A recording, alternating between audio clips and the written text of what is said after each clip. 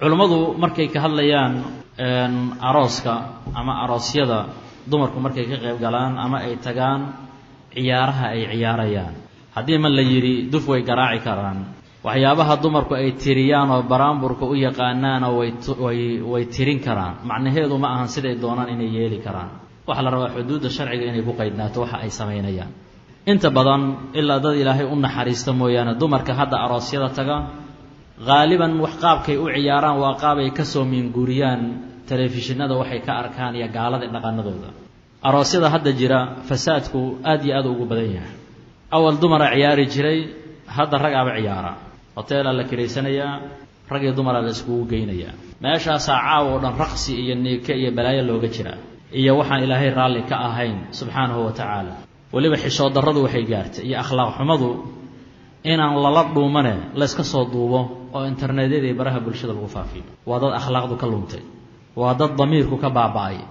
waa dad aad iyo aad u liita nasal allah an yahdiyahum dhaqanka noocaasa ayaa waxaa samaynaya gabdho muslimaad ah iyo wiilal muslimiina markaasaa lagu leeyahay aroosaa loo ciyaaraya axyaanan waxaa lagu gaarayaa saq dhexe hoolal baa loo kiraysanayaa waxay doonaanay ku samaynayaan waxaa la yaab leh dadka akhlaaqda xun ee foosha xun samaynaya dadaa daawanaya si dadku u baaba'een ama usii socdaan ay tusinaysaa dad waaweyn oo dumar waaweyn u badan wax weynba lama ah wiilkan ciyaal suuqa ah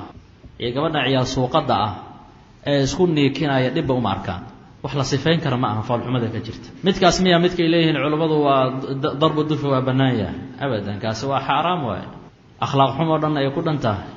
waxaad ogaataan qofka hadduu xishoodku ka baaba'o qofkaasi khayrkiisu aad u yaryahay xishoodka qofka intuu xusheenayo ogow khayr uu ku sugan yahay qofka intuu xusheenayo qof khayr la weeyo nabiga calayhi salatu wasalaam wuxuu yidhi alxayaau laa ya'ti ilaa bikhayr xishoodka waxaan khayr ahayn lama yimaado qof xishoonaya haddaad aragto xataa hadduu caasi yahay hadduu dembiilay oo xumaan uu sameeyo intuu xishoonayo fiihi khayr laakiin maalinkuu xishoodka ka tago kabir calayhi arbacan wuxuu gala ma laha waa qof dhintay waa qof damiirkiisu baaba'ay mar hadduu qofka damiirkiisa baaba'ana hadde waa ilaahay subxaana wa tacaala oo hanuuniye mooyaane xaalkiisa waa loo baqaa culummadu marka waxay sheegeen waxyaabo laga maarmaan ay tahay dumarku markay ciyaarayaan aroosyada inay la yimaadaan waxyaabahaas waxaa la rabaa gabdhaha wadaadada ah ee ahludiinka aroosyada markay tagaan inay ilaaliyaan dawaabida sharciga inay ilaaliyaan laakiin sax ma aha markii aan aroos la joogin ama amaakinta caadiga la joogana gabadhu inay wadaa tahay markii aroosyada la tagana miir daboolmayso oo akhlaaqdii dhan laga hilmaamayo oo tadayunkii la hilmaamayo oo wixii doon la samaynayo taasi waa dhaqan foolxun weeye ittaqi llaaha xayumaa kunt ilaahay meel walba ina uga baqdaa lagaa rabaa haddaad faraxsan tahay ilaahay ka baq haddaad caraysan tahay ilaahay ka baq xaalad walboo ku sugan tahay meel walbood ku sugan tahay taqwa llaahi waa inay kula socoto ma jirtaa xaala min alaxwaalna la yidhi haddaad faraxdaan waxaa rabtaan bannaysta ma jirto haddaad faraxdaan waxaa rabtiin sameeya ilaahay subxaana wa tacala rasuulkii marna nooma fasixin wixii allahi rasuul laga xarimeen xaalad walban ku sugannahay mar walba waa xaaraan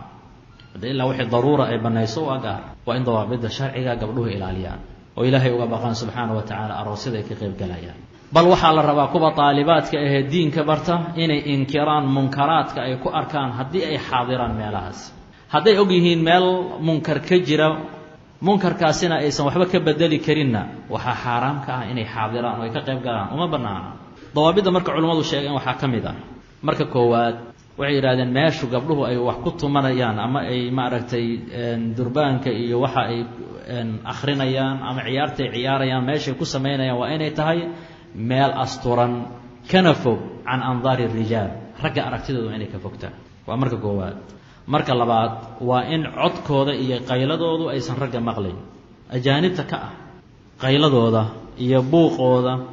iyo waxa ay tirinayaan iyo sawaxankooda inaysan raggu maqal ajaanibta ah maxaa yeele waa fitna inay rag maqashiiyaan ayagoo sidaa u ciyaaray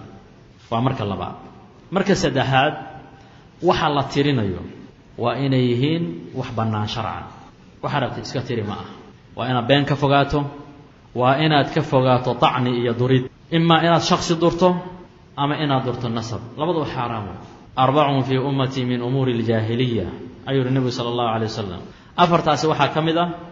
altacnu fi lansaab waxaa ku badan dumarka markay ay wax tirinayaan ama ay baraanburayaan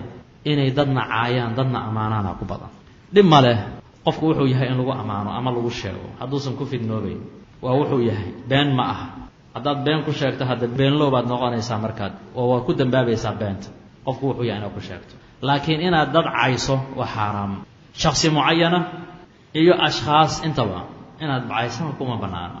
waxyaabaha la doonayo inay ilaaliyaan ayay ka mid tahay waxaa kaloo aadna muhiim u ah waayahan dambe maadaama ay aad u badan yihiin teleefoonadan waaweyn ee kaamirada leh telefoonada wada khatar badan ay dadka ku hayaan khatarada waxaa ka mid ah khaasatan dumarka meelaha ay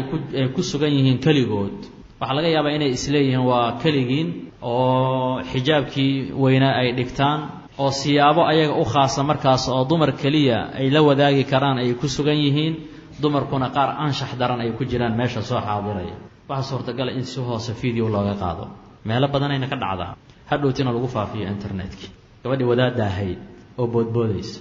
malaayiinna ay daawanayso ayadoon xijaabnayn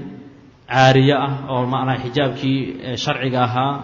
ee la rabay inay xijaabato aan wadan qaabaan wanaagsaneen oo laa'iq aan ahayn ku sugan ayaa waxaa suurtagala in balaayada interneteeda meelaha loo geliyo arrintaasina khatar badan ay leedahay taana inay ka taxadaraan aaday muhiim u tahay ayaga keliyana ma ahee teleefoonadan sideedaba shartooda badan